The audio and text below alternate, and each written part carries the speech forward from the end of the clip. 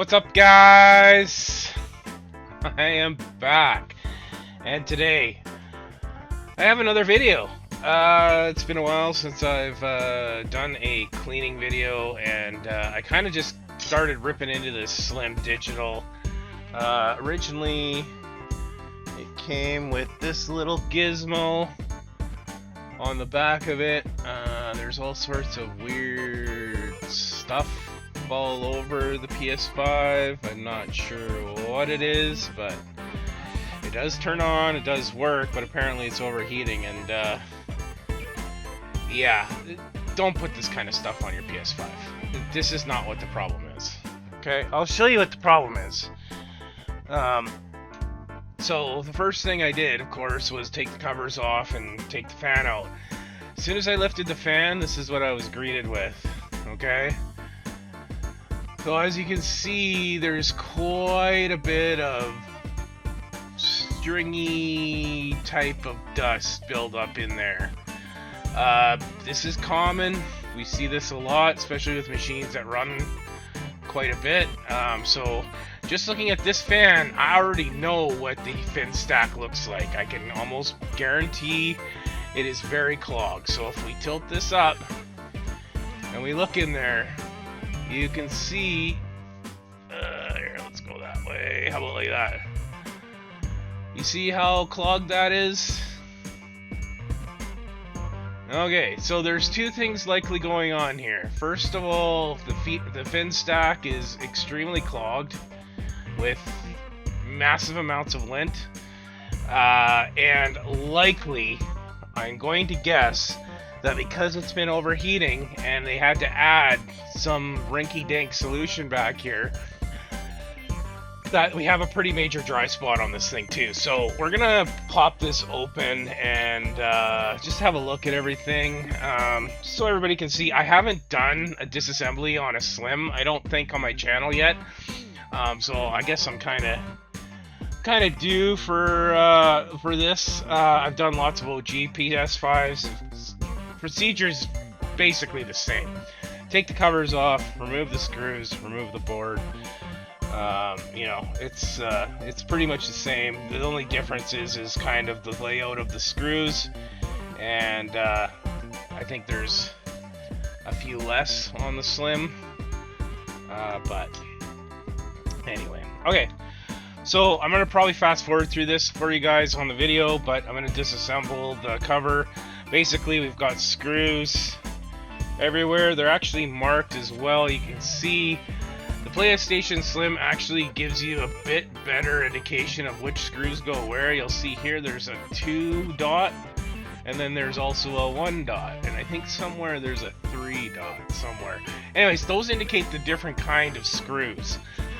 So as long as you keep those grouped together and you put them back where they came out of, super easy. So I'm gonna get rocking through this. Fast forward now.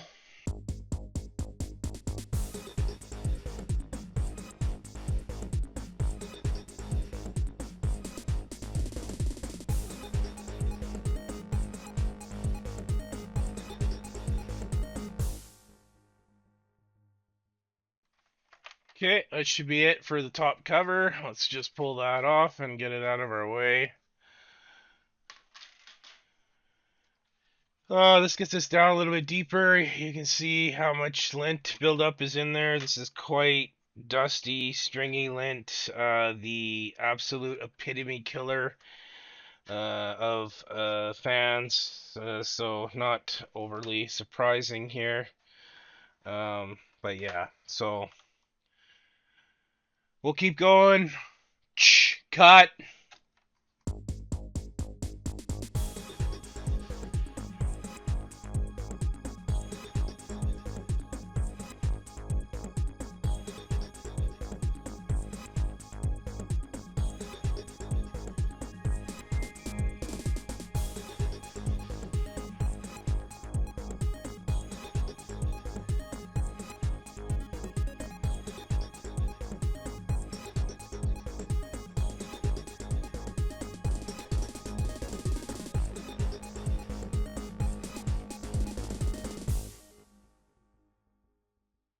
Okay, I believe I've got them all here. I just want to show you guys something else here that I'm seeing. When you have to go out and buy aftermarket covers that claim to help keep your PlayStation cooler than the original cooling solution, you're throwing away your money. You're better off to pay me to take this thing apart and clean it than it was to buy these covers, put silly additional fans on the back of your PlayStation. This is not why it's overheating. It doesn't need more cooling. The stock cooling solution in the PlayStation 5s are fine. They work 100% no problem as long as they can breathe. When you do that to them, they can't breathe. So putting additional stuff on top of that doesn't help you. It basically just wastes your money. So just a tip for you people out there that are having some overheating problems. Your best solution is to get this into somebody that can do this for you. It'll help your board. Your board is suffocating. Adding extra crap to it like this isn't helping the problem. I'm showing you the problem. The problem is right there.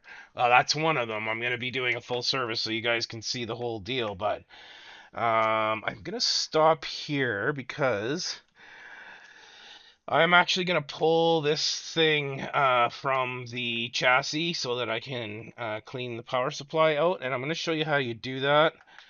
Um, Basically, you get everything free on the top side here. And then we're going to pull these other covers here. I didn't really mean to pull the entire thing off, but okay. Okay, I'll pull that cover. And pull this cover. And as you can see, there's, I don't know what this stuff is that's in here, but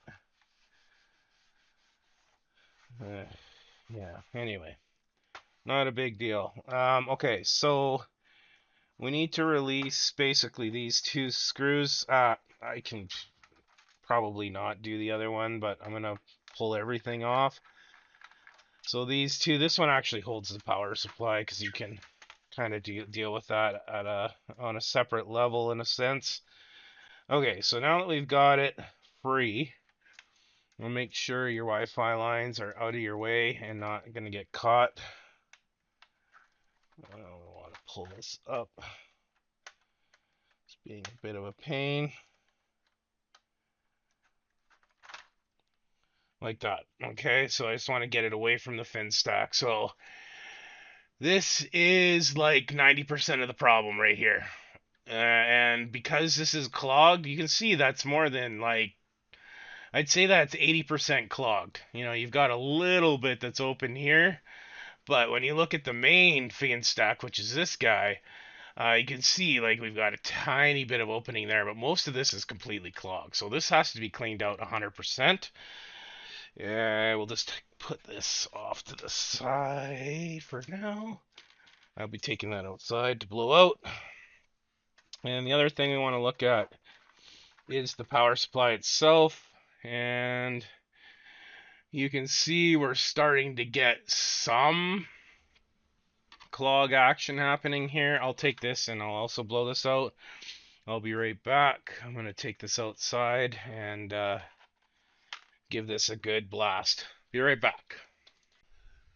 Okay, so here we go. So that, as you can see, got like a majority of that off. Usually what I do is I use my tweezers and I just help some of this other looser stuff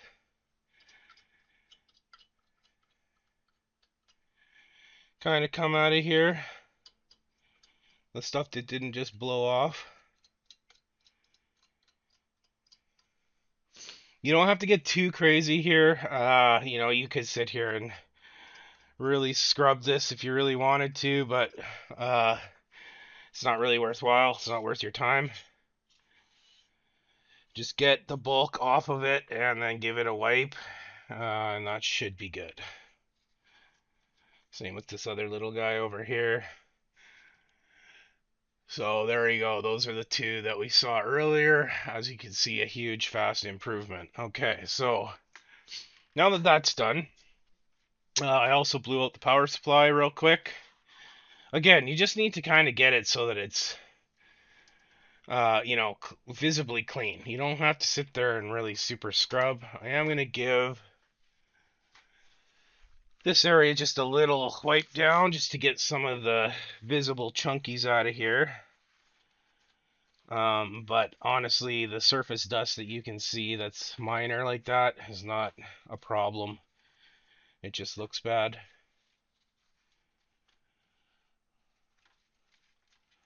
Now you see me spraying everything down. Usually what I'm using is good old Windex. 100, like most of the time I'm using Windex. If I'm not using Windex, I'll be using 99% iso alcohol. So between these two cleaning things, that's all you really need to do this.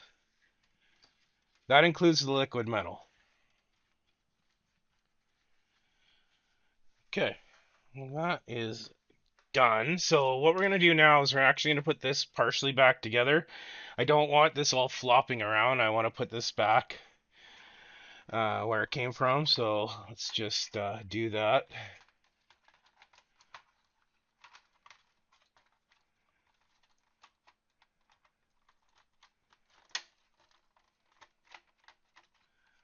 Okay, there's one. We'll put this guy in.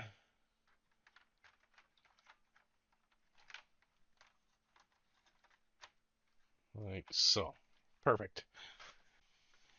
Okay, so now we got that back on. We need to put those two screws back in that we took out. One for here.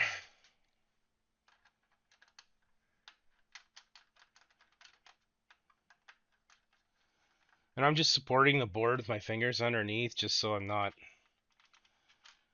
everything's kind of aligned. Otherwise, this will all want to fall out, right? Because the screws aren't all in. So, okay, that's all you need to do there. And boom, now we're back to the main bread and butter. Okay, so now we're ready to go look at the liquid metal on this thing. I've been watching a lot of like different YouTube creators lately, especially on the computer side of things, and they're very anti-liquid metal, and for good reason. I don't disagree with people when they talk about liquid metal being like this terrible, terrible thing that people are, or well, I shouldn't say people, but companies are developing and using now as cooling thermal interfaces between heat sinks and dies. The PlayStation has always used liquid metal, so my attitude between the whole like comparison between thermal paste, PTM, to me is kind of a pointless argument. And the reason why I say it's a pointless argument is because we all know that liquid metal provides the highest thermal transfer between different interfaces. And what I mean by that is very little energy is lost in the transfer. It is a very effective way of transferring heat from one component to another. In the case of cooling, we're going to go from CPU die or APU, however you want to call it in the PS5, to the heat fin stack, which is this guy. So if this is getting overheated and not able to cool because of the fan, not being able to push air through it, what ends up happening is your liquid metal will develop a dry spot over time. That happens no matter what. But when you're overheating like this, that dry spot is happening a lot more frequent. And this is typically where you won't even get a overheating message on your PS5. It'll just shut off. And then you'll turn it back on, be able to play it for a while. And shortly thereafter, it'll just shut off. Heavy graphic games, ones that really challenge things like Cyberpunk and Elden Ring, and some of those high fidelity graphic games, they'll cause your PS5 to overheat way faster if your cooling solution is not up to snuff. So as long as it is, as long as everything's good, you should be able to play those games, no problem at all. Okay, so let's take this out. And it looks like I might have to... Can I get that out of there? Yeah, I accidentally got the ribbon cable stuck under there. Okay. No biggie for right now. Okay, so we're just going to take this out. We're going to flip. And we're going to have a look at our liquid metal. Okay, maybe what I'll do is I'll start with this side. Now, I've also seen those same creators talk about how to clean liquid metal, and they're extremely confused on the information that they are providing. They say don't use alcohol on a rag, or you should do a dry thing because otherwise it will smear and go everywhere. Liquid metal only smears when you're doing something dry. It does not smear when you're using alcohol on a rag or on a tip of a Q-tip. I'm going to show you what I mean here. Let's get in a little closer here. In this case, quite honestly, this looks very good. I don't see maybe a small little dry spot right there that you can just notice. Now, this is on the heat fin stack side, but the principle is the same. So I'll just start here. I've totally, completely doused this with alcohol, and what this gives us the ability to do is to actually manipulate liquid metal. And when I say manipulate, it means that you can kind of just push it around and ball it up into one piece instead of a whole bunch of liquid metal being spread around. Now you have everything collected up in a liquid metal ball. Okay, and you just simply go around, get all the little chunks and gather them up just like that until you can form a nice little ball. Now, if you don't have alcohol on the tip, you can't do that. It will not do that. It'll want to smear all over the place. And that's exactly how we respread it. We get rid of our alcohol tip and we go with a dry tip. And I actually have different cotton buds that I use for this part. You don't have to. I just like these ones better because they tend to not leave as much fiber stuff all over the place. So let me close my alcohol there. So yeah, so basically, like, I'm not seeing a huge dry spot here. This looks really good. So I am gonna simply respread this liquid metal back out. 90% of the time, I don't ever change liquid metal. I don't add liquid metal. I don't replace the liquid metal. Most of the time, the liquid metal that is there, you can gather it up, and as long as it looks okay and doesn't get too much crust in it from oxidation and just over time it can get crusty, you can reuse liquid metal over and over again. I guess you could say that's a benefit of liquid metal because you can't do that with thermal paste. Once you take thermal paste off, that's it. You replace it. Okay, so there's a win for the liquid metal. You can reuse it. Okay, so all you do to respread is grab it with your Q-tip. Now, oh, also, if you wanted to take that off, when it's in a ball like that, it's super easy to use a syringe and just suck it off the end of the board. So if you wanted to remove that, you could use a syringe that like what comes with the liquid metal from Thermal Grizzly. You can just use that, put it in there, and just reverse your plunger, and it'll take that right off of there. I'm not going to do that right now because I really don't see any reason to take this liquid metal off. It's in good shape. It just needs to be respread. Now what you're looking for on a respread is you're looking for the liquid metal to actually work its way into the surface. And what I mean by that is it will smear, if you want to put it that way. It'll turn into this really, really shiny looking pool. You can see what's happening here? So it's going from the ball and it's starting to spread. And the only way it spreads is if that surface, that shiny piece that is connected to our fin stack that we just cleaned out, as long as it's clean and there's no massive corrosion or dry spot, it is going to do this for you. And keep scrubbing until it does this. It should look like one large shiny surface. Just like that. So you remember we went from the ball? Now we've got nicely distributed liquid metal. I can see I've missed one little section right here.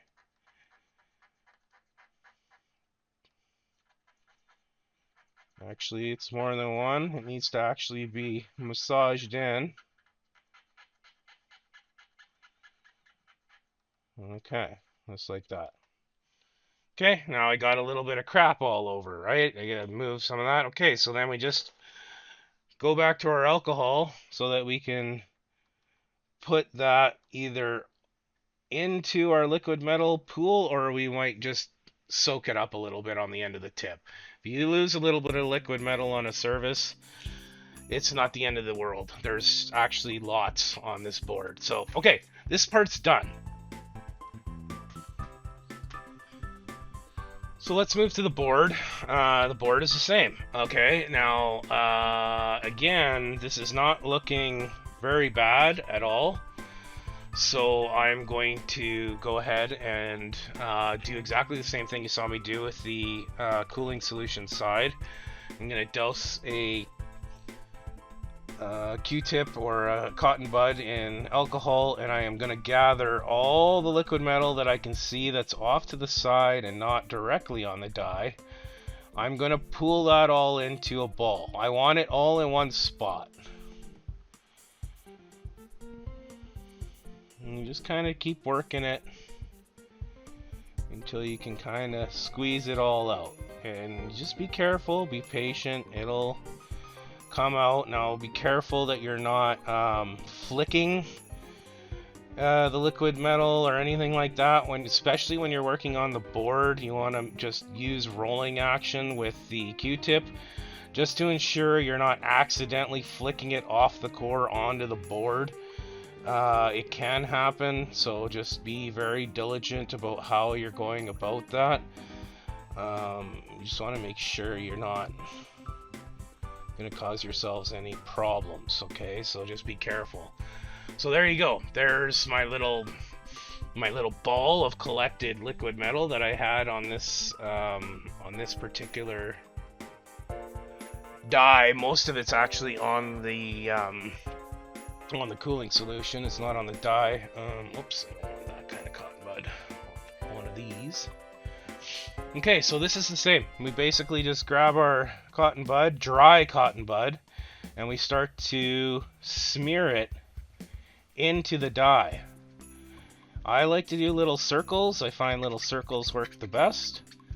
As we do this, we're going to see it do the same thing we saw on the heatsink side, or the fin stack side. It's going to start to turn into a very shiny surface, mirrored surface. If it doesn't do that, you have corrosion and you need, or a dry spot, oxidation. You need to make sure you kind of just keep doing the little circular motions until it spreads. It will spread. You might have to really work at it if it's a bad dry spot. Usually what I'll do if it's bad is I'll get the liquid metal balled up, I'll take it off the board, and then I'll use a fiberglass pen to kind of gently scrub the surface clean. Sometimes it can be difficult, but liquid metal will actually self-heal itself in a sense. You can use the liquid metal by circular motion on top of a dry spot, and it will eventually work its way in there, but it can take some persistence. Just make sure that you're getting a spread on the system, on the die itself, because that's really the biggest thing. You need to make sure that that's spread. Okay, so now we've got that. We can back up here again. And we're basically ready to put this back together, okay? So the way I like to do this to make sure I'm not going to accidentally lose liquid metal is I do it in one motion. Nice, gentle. You don't want to crash it in there. Okay, just let it go down nice and easy. Just like that, okay? So that's it there. Again, move your Wi-Fi cables out of the way. Okay, so this is the reverse procedure now of what we did to put it, take it apart. On the Slim Digital, in this case, there's 2 screws that we need to put in before we actually put that metal cover on top. That's different than the OG. The OG didn't have these screws underneath, so you need to just make sure you pay attention. They're marked by a little tiny arrow right there. So there's one there, and then there's an arrow up here, which is a little bit different, but it's there. So just make sure you put those back in, because otherwise you'll end up with 2 extras, and you'll go, where did those come from? Okay, so we'll put those on. We got to put the clamp back on, our cooling clamp. This provides the pressure from the fin stack to the die. That's what actually pulls everything tight, is this guy. Okay, so our next step, might as well just put this cable in. It's ready to go. We'll just pop that in like that. Good, we're good for the top cover or the metal piece. So on the Slims, you need to leave that one open, that one open. That's for the fan. That's the other side of this mount point. These are inherently left open. They're like where the plastic screws go down, so you can't really mess that up. But just remember, that one has to be open. That one needs to be open. These 2 here on the Slim. If you put those in, you won't be able to put the plastic cover down. So we're not ready for that yet anyway. Okay, let's go with our Wi-Fi cables. Let's get them back into position. Okay, there we go. Those 2 are on. Stuck down like that. Just like that. Okay, now we're good for the plastic.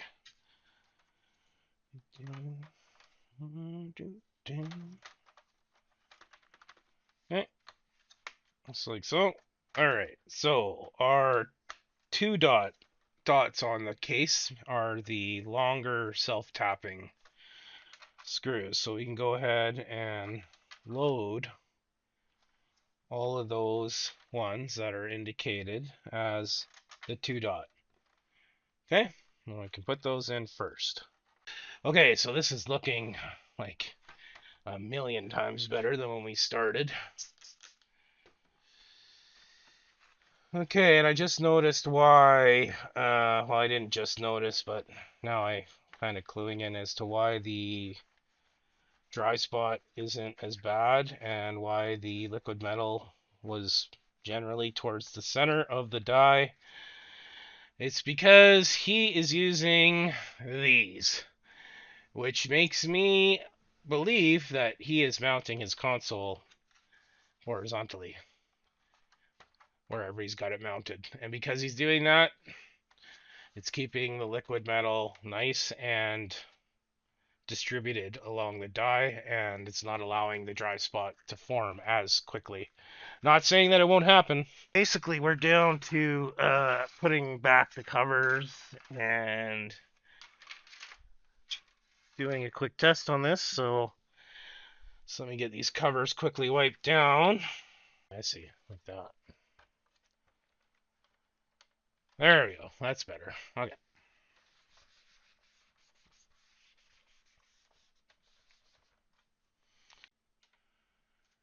HDMI 2. Power. And let's look up here.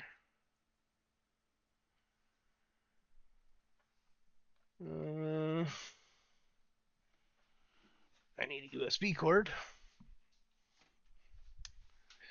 There it is. Yes, I know I need to plug in, and I'm not ready, so hold on. I'm coming.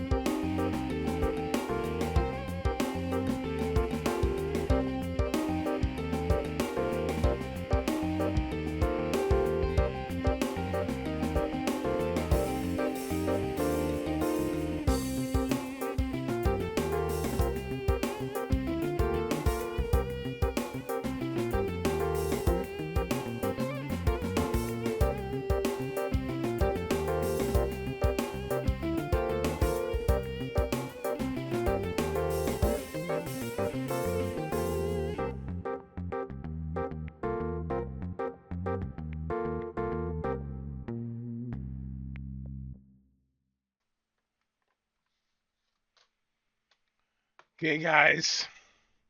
Looks like it's working great. So, until the next one, peace.